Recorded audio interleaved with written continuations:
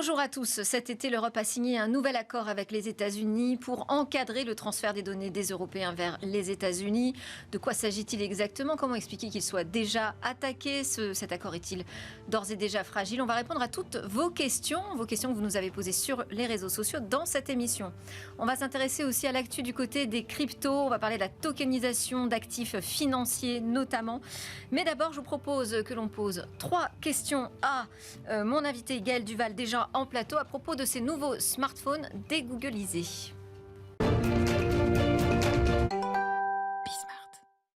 Trois questions à Gaël Duval, le fondateur de Murena. Bonjour Gaël. Bonjour Nathalie. Alors on va parler d'un nouveau smartphone entièrement libre, vous nous dites, c'est-à-dire qu'il n'y a pas de Android made in Google dedans, pas non plus d'ailleurs d'iOS d'Apple. Ce nouveau modèle est arrivé sur le marché à la fin de l'été, donc il y a quelques semaines, à travers un smartphone qu'on connaît déjà, le Fairphone 5. Donc il a dégooglisé le Fairphone 5. Qu'est-ce que ça veut dire dégoogliser un Android ? Alors aujourd'hui, il faut savoir que dans nos smartphones, il y a une collecte permanente de données personnelles. C'est un petit peu comme si on ouvrait votre courrier avant de le distribuer pour regarder le contenu, pour peut-être vous mettre une petite publicité contextuelle, ou si on écoutait toutes vos conversations téléphoniques pour mettre un petit jingle publicitaire.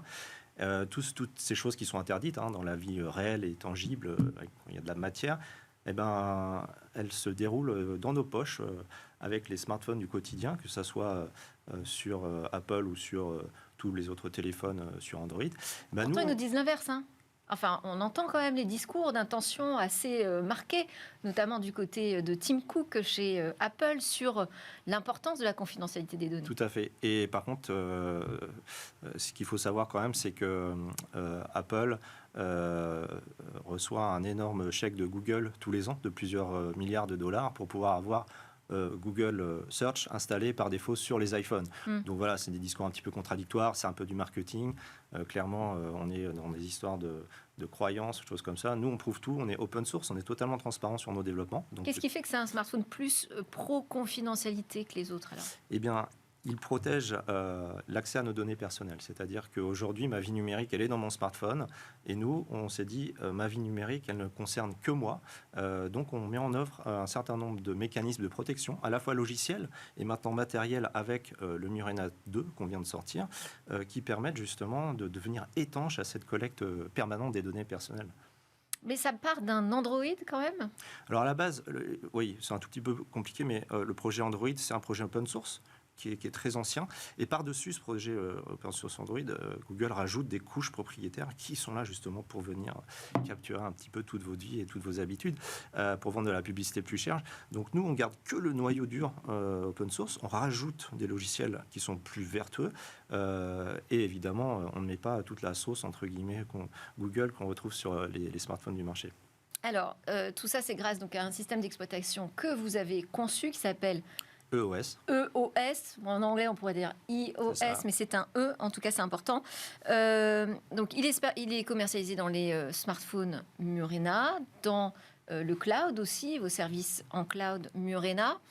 Mais ça reste une petite niche sur le marché. Aujourd'hui, on est loin des ventes de smartphones à la Samsung ou Apple. Est-ce qu'il y a, selon vous, les conditions du marché nécessaires pour installer un troisième système d'exploitation, alors qu'on a vu déjà, par exemple, Microsoft jeter l'éponge ? Bien sûr, et je pense que quand il y a deux gros acteurs, on peut avoir d'autres petits acteurs. Le problème, c'est que le marché, aujourd'hui, il est un petit peu verrouillé. Donc, il y a plein de procédures qui sont en train de se dérouler un petit peu en coulisses au niveau de l'Union européenne, aux États-Unis également, pour pouvoir redonner de l'air à tout ce marché-là, lui redonner de la vivacité. Nous, par contre, on est effectivement une niche, mais une niche globale. C'est-à-dire qu'on vend aussi bien des smartphones en France, en Allemagne, aux États-Unis depuis 2 ans. Et on voit bien que ça adresse une partie de la population qui, aujourd'hui, est avertie de ces problèmes-là, oui, qui représentent quelques pourcents, mais ça représente quand même un espace commercial, entre guillemets, colossal. Donc, cette niche globale, aujourd'hui, pour nous, elle fonctionne très bien. Et là, vous allez pouvoir tester véritablement l'appétence des gens qui s'intéressent à la confidentialité des données sur smartphone, puisque vous mettez le Murena 2 en crowdfunding. Exactement. Et donc le Murena 2, il a ce petit kill switch là qui permet de couper le téléphone, de couper la caméra, de couper le micro d'un seul petit geste comme ça. Et on a lancé la semaine dernière cette campagne de crowdfunding. Et en moins de... Qu'est-ce que vous en attendez ? du financement pour pouvoir lancer les productions, etc. Et en moins de 24 heures, on a fait 2 fois notre objectif déjà. Et alors les contributeurs, donc ils pourront avoir des réductions jusqu'à 50% sur le prix final. Un smartphone comme ça, dégoogolisé, ça coûte ? Alors, on va le vendre, il sera vendu 500 € TTC sur notre boutique en ligne, sur murena.com. Mais effectivement, pour ceux qui participent à la campagne de crowdfunding sur Kickstarter, ils ont des rabais d'entre 40, 20, 10%. Et c'est plutôt un smartphone grand public ou professionnel ? C'est plutôt du grand public, en fait. On est plutôt sur une cible B2C de gens assez avertis sur toutes les questions de confidentialité et données personnelles. Après ça, on a beaucoup de demandes B2B, parce qu'évidemment, les données professionnelles, c'est aussi extrêmement précieux. C'est ce que j'allais dire, parce que là, ça peut être le créneau qu'occupait BlackBerry. Exactement. Et on va y aller l'année prochaine. Merci beaucoup. C'était 3 questions A et un peu plus à Gaël Duval, fondateur de Murena, EOS. Et puis, on peut citer Mandrake Linux également, notamment. Allez, à suivre, c'est notre talk sur le Data Privacy Framework, un nouvel accord transatlantique sur nos données personnelles. Cet été, l'Europe a validé un nouvel accord sur le transfert des données des Européens, transfert et traitement des données des Européens vers les États-Unis. On répond à vos questions sur ce Data Privacy Framework avec Philippe Latombe, député MoDem de la première circonscription de Vendée. Bonjour. Bonjour. Monsieur Latombe, vous êtes membre de la commission des lois à l'Assemblée nationale, spécialisé dans la transposition des directives européennes. On peut citer le RGPD sur lequel vous avez beaucoup travaillé, membre de la CNIL depuis août 2022, et puis à l'initiative de ce premier recours contre cet accord transatlantique sur les données des Européens. Eh bien, j'ai tout de suite envie de vous poser, moi, cette question. Pourquoi ?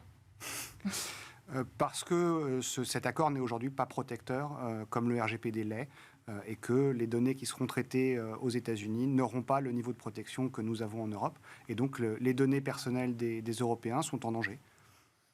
Avec vous, pour répondre aux questions de nos téléspectateurs, Estelle Prin, qui est diplômée de l'Institut de sciences politiques de Lyon, de l'Institut français de géopolitique et de l'Université Paris 1 Sorbonne, en économie, en sociologie. Vous êtes la fondatrice de l'Observatoire des semi-conducteurs et consultante sur les questions touchant à la microélectronique, spécialiste en géopolitique de la Chine, et plus particulièrement sa politique étrangère et ses relations de rivalité systémique avec les États-Unis. Vous allez pouvoir nous apporter ce regard spécifique géopolitique. Et justement, peut-être une première question pour vous.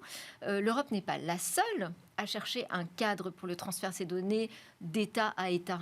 Oui, effectivement, il y a d'autres grandes puissances, et la Chine en fait partie, qui cherchent à protéger les données, tout simplement, les données personnelles de leurs citoyens, parce que il y a des enjeux économiques derrière de ces données.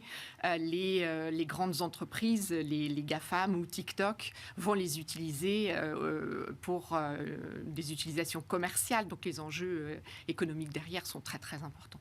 Oui, c'est important de rappeler que c'est pas une exception européenne que d'essayer d'encadrer ces transferts transatlantiques. Tout le monde essaye aujourd'hui de se protéger parce que la data, c'est une valeur très, très précieuse. On dit pour autant que cet accord est déjà fragile ou fragilisé. C'est votre perception ? Oui, je pense qu'il est fragilisé. Alors, effectivement, mais ce sont des mots qui appartiennent au président Biden. Quand il a fait son interview, quand il est venu en Europe et qu'il a fait sa conférence de presse avec Ursula von der Leyen, il a quand même parlé des données comme étant l'or noir de demain.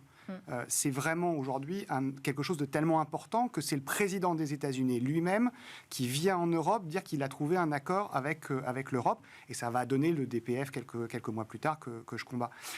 Oui, il est fragilisé pour plein de raisons. La première, c'est qu'il a été pris dans l'urgence. Il a été pris contre l'avis du Parlement européen, donc il lui manque une crédibilité, j'allais dire démocratique. Le Parlement européen a dit non au DPF et la Commission a quand même validé le DPF. Et puis il lui manque il est fragilisé parce que intrinsèquement, il a des grosses failles, notamment dans le cadre de recours possibles de la part des Européens vis-à-vis de l'utilisation des données qui seraient faites sur le territoire américain. On peut ajouter parce qu'il arrive aussi après 2 accords précédents qui ont déjà été invalidés. Alors effectivement, il est en plus le 3e d'une série où les 2 premiers ont été invalidés. Je rappelle que l'invalidation, ça veut dire que les accords n'existaient pas, ils n'ont jamais existé. Donc toutes les données qui ont transité pendant la période du Safe Harbor et du Privacy Shield n'auraient pas dû transiter. Il y a vraiment un risque pour les entreprises. Donc je pense que là, aujourd'hui, elles vont regarder un peu avec de recul la question du DPF avant de s'engouffrer dans le DPF comme ça dans les mois qui viennent. Alors, on a plein de questions de la part de Nicolas Guillaume, qui est le patron de Netalis. Netalis, opérateur alternatif, on va dire, un opérateur local. Et c'est peut-être des questions d'avantage pour vous, Estelle. Je vais commencer avec celle-ci. Quel est votre avis sur le transfert des données vers les clouds asiatiques, en particulier chinois ? Pourquoi est-ce qu'on essaye d'encadrer, en gros, les transferts de data vers les États-Unis ? Mais qu'en est-il de la Chine? Est-ce qu'on fait la même chose? Est-ce qu'on devrait le faire?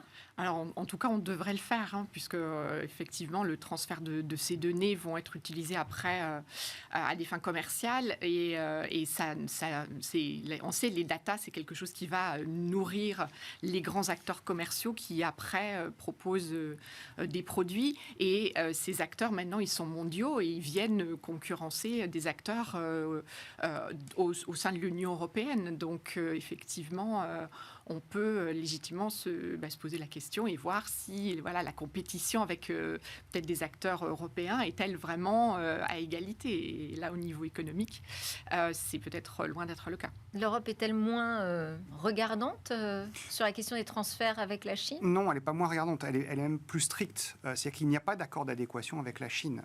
Les transferts de données via la Chine doivent se passer dans des conditions très strictes de clauses contractuelles type, de vérification. Et c'est d'ailleurs sur ces sujets-là que la CNIL en France, mais toutes les autorités de contrôle européennes se sont penchées sur TikTok, sur toutes les applications chinoises.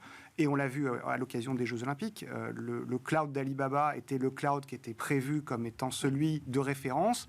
Et en France, on a décidé qu'on allait un peu tout verrouiller. Donc, on a mis des couches. On a utilisé Thales pour mettre des couches de protection. Toutes les données n'iront pas sur le cloud d'Alibaba. Toutes les données qui serviront à faire la vidéosurveillance de Paris ne seront pas sur le cloud d'Alibaba parce qu'on n'a pas confiance dans le cloud. Et il a une porosité certaine. Donc, non, on est peut-être même plus strict. Bon, parce que en fait, Nicolas Guillaume, dans ses questions, a visiblement le sentiment qu'on s'acharne contre les providers US. Il nous dit cet acharnement sur les providers US qui investissent comme jamais en Europe. Grâce à eux, la France va devenir 5e hub numérique mondial à Marseille. Quel est l'intérêt, quel est l'intérêt de se tirer une balle dans le pied? Je ne sais pas si on se tire une balle dans le pied. Il faut le regarder avec un peu de perspective. Pourquoi est-ce qu'aujourd'hui, les Américains s'intéressent au marché européen? D'abord parce que ça leur fait de l'argent tout de suite, à court terme. Les GAFAM prennent des parts de marché dans un marché qui explose. Forcément, ils font du revenu. La deuxième, c'est qu'ils ont besoin de données pour pouvoir entraîner leur modèle et leur réseau de neurones intelligence artificielle, dont ils sont les principaux promoteurs aujourd'hui. Donc, ils veulent préempter le marché à moyen terme. Et à long terme, ils savent qu'en étant propriétaires des données, ils vont pouvoir développer des nouvelles technologies sur la base de l'IA, sur des données par exemple de santé, pour pouvoir proposer des nouveaux produits, des nouveaux traitements, mais aussi de l'assurance, de la mutuelle, et que donc ça va leur ouvrir des perspectives de marché. C'est-à-dire on n'a pas tout vu encore. On n'a encore rien vu même. Et on peut bloquer peut-être certains domaines de croissance, ou en tout cas essayer de les préserver pour l'Europe. L'idée que moi j'ai, je ne suis pas anti-américain par principe, c'est simplement qu'on ne joue pas à jeu égal. Le marché américain nous est fermé pour une grosse partie de nos entreprises. Le marché européen leur est ouvert totalement. Et le DPF, le Data Privacy Framework, est une ouverture du marché européen de la donnée, alors que nous n'avons pas l'équivalent de leur côté à eux.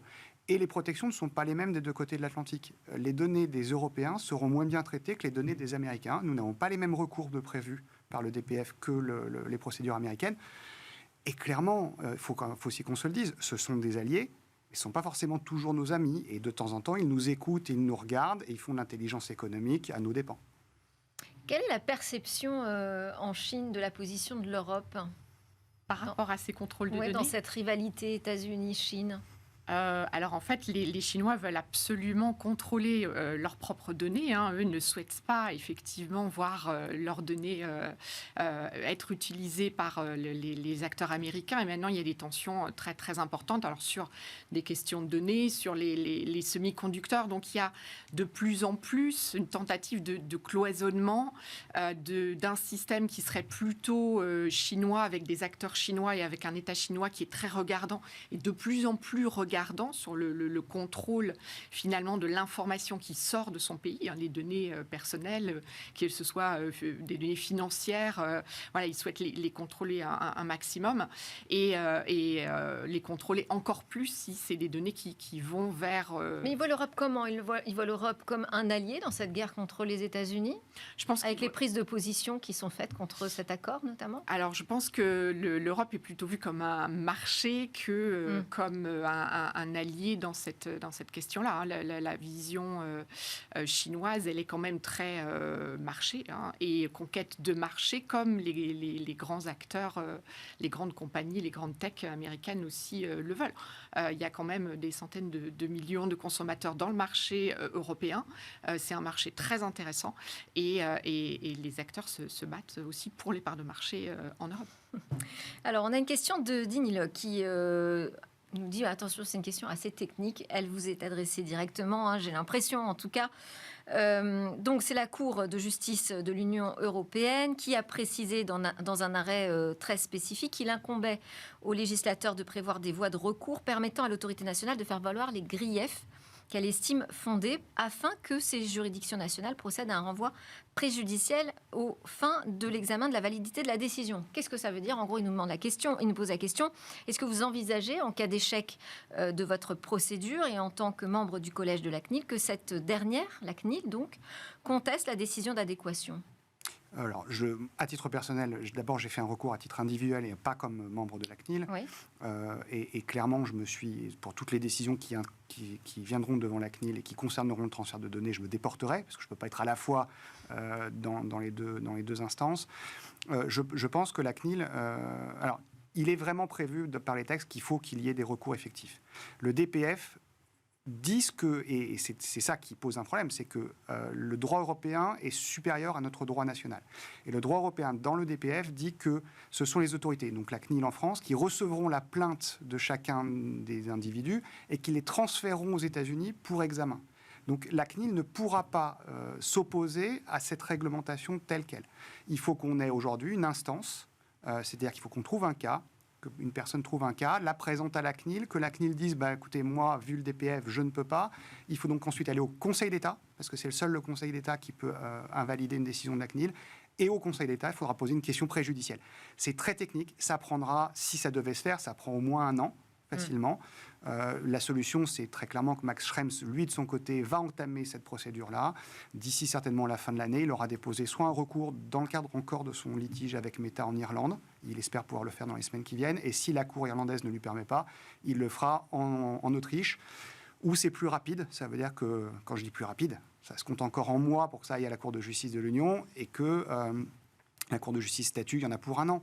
Donc on est avec 1 an et demi. C'est pour ça que j'ai tenté un recours direct auprès du tribunal de l'Union. Parce que là, vous évoquez Max Schrems, donc, qui est à l'origine de l'invalidation des 2 premiers boucliers autour de nos données.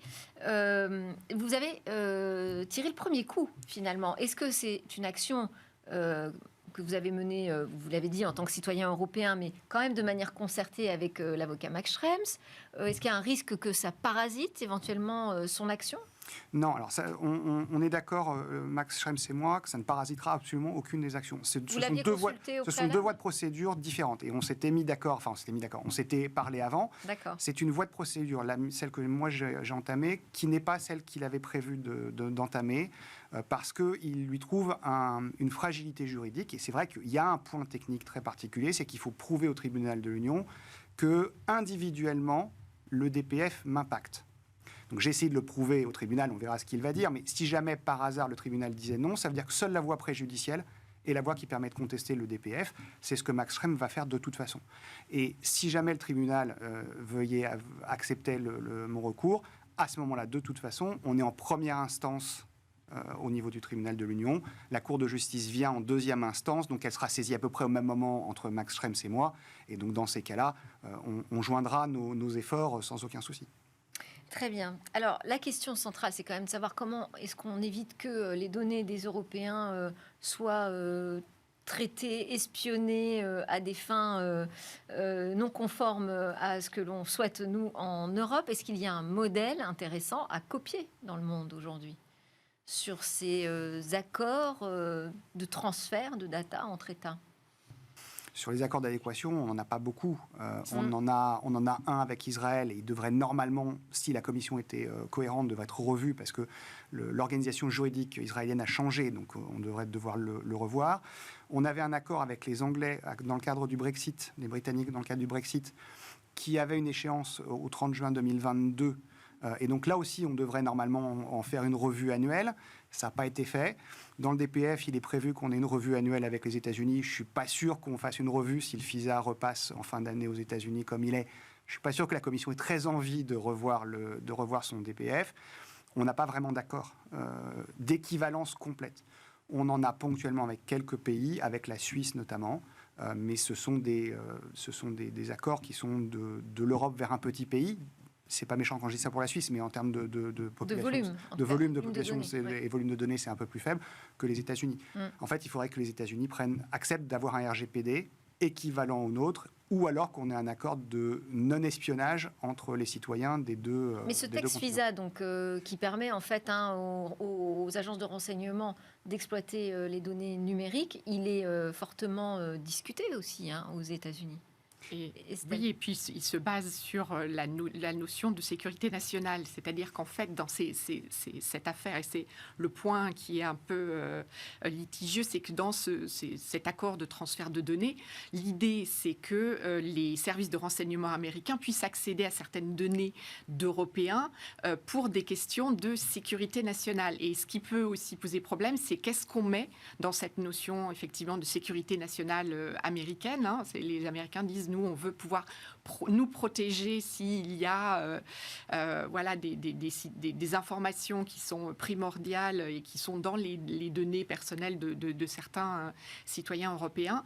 Et c'est cette notion qui est utilisée de plus en plus au niveau international dans ces questions de transfert de données personnelles et puis pour d'autres choses, pour essayer de limiter les exportations de technologies, par exemple des États-Unis. Donc on voit cette notion de sécurité nationale utilisée également par la Chine dernièrement pour essayer de limiter la vente et l'exportation de métaux rares. Donc on voit bien qu'il y a des tensions, il y a un recroquevillement des acteurs de ces États par rapport à ces données qui circulent, ces données digitales qui circulent et ça circule au niveau mondial.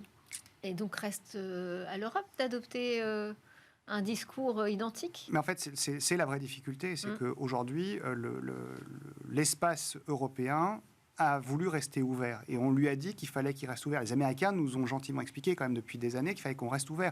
Et dès qu'on prend des mesures qui pourraient leur sembler un tout petit peu protectionnistes, les Américains crient en disant « mais vous n'avez pas le droit, le marché doit être libre, ouvert, etc. » Sauf que quand on regarde ce qui se passe aux États-Unis, c'est l'inverse qu'ils font.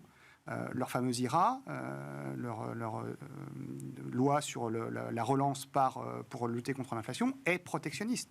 Elle vise uniquement la production sur le territoire américain par des entreprises américaines pour des Américains. Donc la notion de sécurité des États-Unis est effectivement une notion extensive qu'ils utilisent, et ils l'ont déjà fait avec le dollar. Des entreprises européennes, dont françaises, des grandes banques françaises en ont souffert. Et ça, c'est en train de se passer sur les données. Donc, on va s'excuser auprès de Nicolas Guillaume pour ne pas avoir pris toutes ces questions. Mais je lui répondrai s'il a besoin. Vous lui répondrez directement, mais en plus, il aborde un autre sujet, qui est quand même celui de la stratégie cloud européenne face à celle des Américains. Et évidemment, ça, c'est des sujets qu'on aborde et qu'on continuera d'aborder dans Smart Tech. Merci beaucoup, Philippe Latombe, député MoDem de la première circonscription de Vendée, Estelle Prin, consultante et fondatrice de l'Observatoire des semi-conducteurs. À suivre, c'est le rendez-vous des cryptos.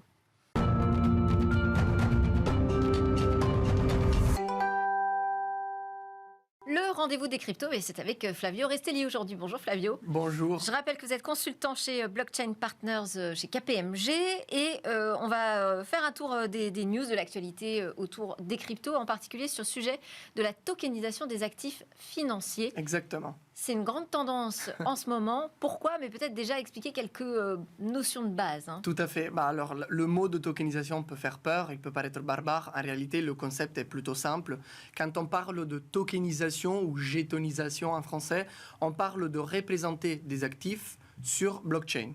Il se trouve que quand on représente quelque chose sur blockchain, l'actif prend la forme d'un jeton ou d'un token en anglais. Donc, c'est pour ça qu'on parle de tokenisation. Okay. Évidemment, quand on parle de blockchain public, on parle de crypto-actifs, donc des actifs qui se fondent sur la cryptographie. Cependant, en fait, quand on représente des actifs autres que les cryptos, même pas besoin de parler de crypto, c'est un terme qui parfois fait peur. En fait, tout simplement, on peut tokeniser des actifs qu'on connaît déjà très bien. Ça peut être des obligations. Avec la vague des NFT, on avait parlé de tokeniser de l'art, par exemple. Oui. Cette fois-ci, le sujet de la rentrée est vraiment financier parce que les institutions financières, comme les banques, mais pas que, on le verra, les places de marché, s'intéressent de plus en plus au potentiel de la tokenisation des actifs donc, qu'ils traitent déjà depuis un certain temps sur blockchain. Alors, par exemple, qu'est-ce qu'on a comme actualité intéressante dans ce domaine ? L'actualité, elle est très vaste. Il y a par exemple la banque suisse UBS qui a tokenisé donc des parts de money market fund, donc un titre déjà plutôt connu et qui est presque équivalent à du cash, pour voir éventuellement si on peut le distribuer de manière plus rapide, plus efficace, avec moins d'intermédiaires, avec moins de coûts. C'est un sujet qui intéresse, on le disait, donc des nombreuses banques. Cependant, pour pouvoir accéder au potentiel de la tokenisation, forcément, on a besoin de certaines briques technologiques. C'est pourquoi les institutions financières font le choix de partenariats avec des fournisseurs de technologies. Parmi les nouvelles donc, récentes, il y a le choix de Deutsche Bank, qui en Allemagne a signé un partenariat avec le fournisseur de technologie Taurus, qui est parmi tant d'autres. Il en existe en France, on a Ledger, il y a Fireblocks, il y en a d'autres. Ce sont des fournisseurs de technologie qui permettent à la fois de gérer des cryptoactifs, des actifs financiers tokenisés, mais aussi d'en créer, donc de faire de la tokenisation. Donc c'est le choix que Deutsche Bank a fait. Et de l'autre côté, en fait, ce qu'on observe, c'est que toutes les institutions financières sur la chaîne de valeur s'intéressent à ce sujet, non pas seulement les banques. Et donc, par exemple, le London Stock Exchange, donc la place financière de Londres, a également annoncé de travailler à la construction d'une place de marché, cette fois-ci sur blockchain, pour pouvoir permettre d'échanger ces titres tokenisés. Donc, non seulement on va les créer, mais évidemment, après, il va falloir les acheter, les échanger, etc. Bon, il y a un autre sujet sur lequel il va falloir nous faire un peu de pédagogie, ce sont les ETF Bitcoin. Effectivement, l'autre grand sujet de la rentrée, plus côté crypto, cette fois-ci, ce sont les ETF. Alors, là aussi, ETF, c'est un terme qui est déjà plutôt connu, donc Exchange Traded Fund, c'est un produit financier échangé en bourse, coté, qui permet d'accéder indirectement à un actif sous-jacent. Donc, dans le cas de Bitcoin, par exemple, acheter un ETF en bourse, Euronext, la bourse de Paris, offre déjà des ETP, donc des Exchange Traded Products, c'est pratiquement la même chose. Ça permet de s'exposer indirectement à Bitcoin, en gros d'en acheter sans en acheter directement. La grande nouvelle de la rentrée, c'est qu'apparemment, on est très très proche de voir finalement la validation de ce même produit qui existe déjà chez nous, mais qui chez nous a un marché encore limité, aux États-Unis. Pourquoi c'est important ? C'est important parce que si jamais cela arrivera, il se peut qu'un nouveau marché haussier soit enclenché par cette dynamique, sachant qu'aux États-Unis, il y a beaucoup de demandes pour ce type de produit. Merci beaucoup, Flavio Ristelli, pour vos explications très claires. Consultant blockchain partners chez KPMG. Merci à vous de nous suivre avec attention sur la chaîne Bismart, sur nos réseaux sociaux et également en podcast. C'était Smart Tech. On se retrouve très vite. Bonne journée à tous.